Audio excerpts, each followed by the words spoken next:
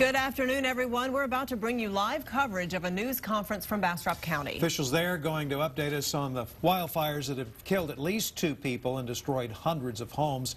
At the last update, we were told the large fire burning east of Bastrop is 30% contained. In that fire, an estimated 38,000 acres have been charred, and the Texas Forest Service says at least 785 homes have been destroyed. Let's go ahead and go live to that news conference. It looks like Judge McDonald is about to speak.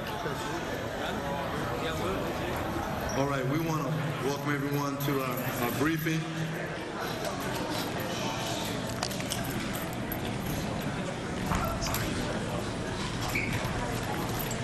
We want to still encourage, not even encourage, we really want to focus on individuals not going through our barricades. I know a lot of individuals want to go in and see what's happening, but we still have hot fires. So people are still in danger, and we want individuals not to be running through our barricades. So I'm going to let the sheriff address some concerns that we have. Thank you, Judge. First of all, I just want to back up what the judge says. I realize people are tense. They're stressed out. They want to go back and check their homes. People are relating to them that their homes are fine. They want to go back in. But we're having serious problems with people running through barricades. They're actually trying to run officers down. They're cutting through other people's properties to get to their homes, and they are actually hampering efforts to fight, not only fight the fire, but make sure the area is safe. And so I would just ask that everyone calm down. I know everyone's frustrated and anxious. We are in the process of working on re-entry plans to some areas. I know Blue Bond Electric is working in some areas right now, and Mr. Rose, I'm sure, will address that issue. But we have power lines down, we have trees falling, we have fires reigniting, we have aircraft dumping water, and one of these tankers holds about 2,000 gallons of water. A gallon of water weighs about 8 pounds, so you can imagine the tonnage of water that's coming down that could potentially harm or kill someone. So please just cooperate with the police officers, do as they ask you to do, and please don't complicate matters. The other thing is, in regards to the 2 deceased persons that we announced yesterday, I have some identification that I'm prepared to release on one of those victims. That person is a Michael Troy Farr, F-A-R-R, and as I understand it, he was an employee of the City of Austin Electric Department since 2003. His body was located at his residence at 103 Hudson in Smithville, and that's right off of Cottletown Road, and that's kind of the same area for those of you that are familiar with the wilderness fire that we had a couple of years ago. That's in that same general area.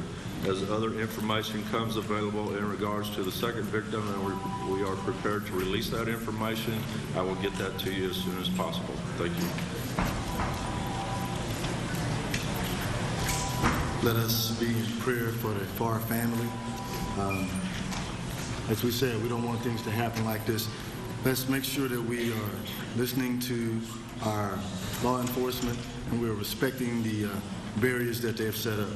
We have some more additional information from the school district. I'm going to have our Superintendent Steve Mary come and address it at this time. Thank you, Judge. First of all, as we did the other day, I want to acknowledge the efforts of all the first responders, emergency management folks, our firefighters, and the countless volunteers, including our folks in the Ministerial Alliance, for everything they've done for the folks in need here in the Bastrop County area. I want to restate the closure of schools in Bastrop ISD for the remainder of this week, with the tentative plans to reopen on Monday, and I'm very careful to say that because this is a fluid situation as we know it, as we all know very well. So we plan on opening Monday at school, and if that changes, we'll certainly get that word out. Each campus is working at this time today to reach out to our staff members, because obviously many of them have been displaced and their status is unknown unless we get a hold of them. So that's happening today and will continue through the week. More notably, I want to talk about the fact that we want to hear from, if you've not already been contacted by the principal of your campus, we have 13 campuses in Bastrop ISD, or you haven't already made contact yourself with your child's campus, we want to hear from you.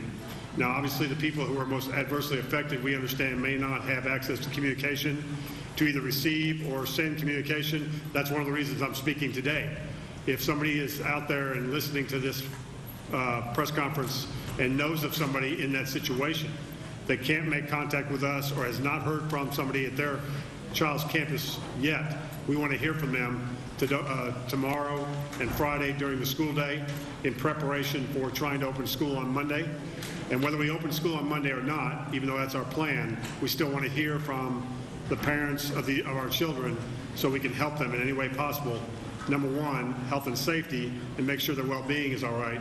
And then obviously try to start off school if possible on Monday. But again, thank you to everybody, and just wanted to make sure we got that word out in case you are not contacted by one of your children's principals at one of our campuses. Thank you, Judge.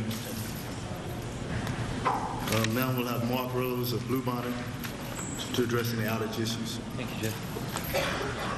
As the sheriff noted, we have crews in the field. We have been authorized to work the area of the fire zone from Highway 21 up to the top of the fire. So for those of you who followed the graphic, that would be the upper part of the teardrop. That's the area that we've been allowed to re-enter to do restoration. We have crews in the area. They are assessing damage, ordering materials, moving down the line with restoration work to start tomorrow. It is our goal that by tomorrow morning, we will be able to post on the webpage and have here available the restoration times for the top part of the disaster area. We have not been allowed to enter the area from 21 to 71, nor have we been allowed to enter into Tahitian Village for restoration purposes. We are beginning to do some assessments. As we move through the next several days, we will post the restoration times, the estimated restoration times, on our webpage and have them available here. I'll emphasize what the superintendent said.